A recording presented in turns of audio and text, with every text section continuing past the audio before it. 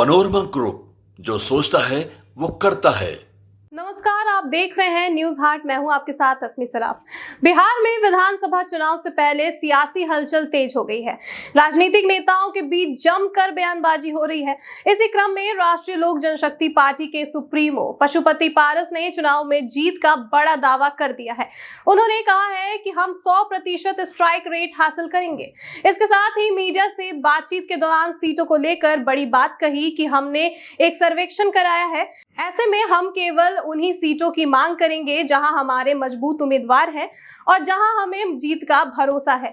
बिहार की जनता अब बदलाव के लिए तैयार है। मुझे भरोसा है कि हम 100% स्ट्राइक रेट हासिल करेंगे। पशुपति पारस ने यह भी कहा है कि बिहार के 32 जिलों में उनकी पार्टी की तरफ से बैठकों के साथ साथ जनसंपर्क कार्यक्रम किए गए हैं।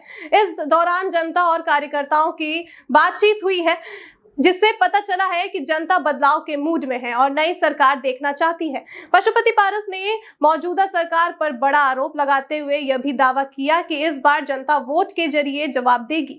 पशुपति पारस ने विधानसभा चुनाव के दौरान अपनी पार्टी के एक्टिव रहने की बात कही। साथ ही यह भी कहा कि पार्टी का मुख्य मकसद राज्य के युवाओं को रोजगार देना और बिहार को नई दिशा देना है। इस तरह से बड़े दावे पारस की तरफ से किए गए हैं। बता दें कि बिहार में चुनाव का बिगुल जल्द बज सकता है। त्योहारी सीजन के बीच ही चुनाव आयोग तारीखों का ऐलान कर सकता है।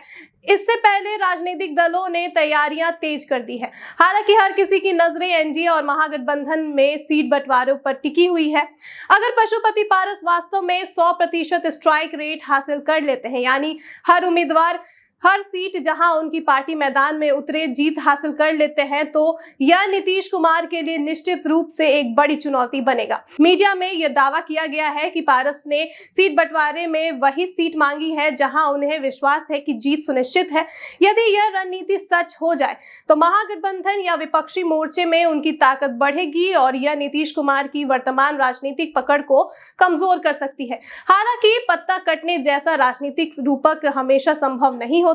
कारण यह है कि नीतीश कुमार की पार्टी और गठबंधन की जमीनी जड़ें, संगठनात्मक शक्ति और वोट बैंक अभी भी मजबूत है। साल 2024 में नीतीश कुमार ने विधानसभा विश्वासमत परीक्षण यानी कि फ्लोर टेस्ट पार कर लिया था, जब विपक्ष ने सदन से बहिष्कार किया। इसलिए भरे पारस की सफलता नीतीश की स्थिति को खतरे में डाल सकती है। लेकिन यह कहना कि पत्ता कट गया है जैसा पूर्ण पतन होगा, वह अभी कहना जल्दबाजी होगा। बाकी अब तो चुनाव में ही पता चलेगा कि किसका पत्ता कटता है और कौन सत्ता में रहता है। तो फिलहाल के लिए बस इतना ही। आप हमारे साथ बने रहिए, देखते रहिए न्यूज हार्ट। धन्यवाद।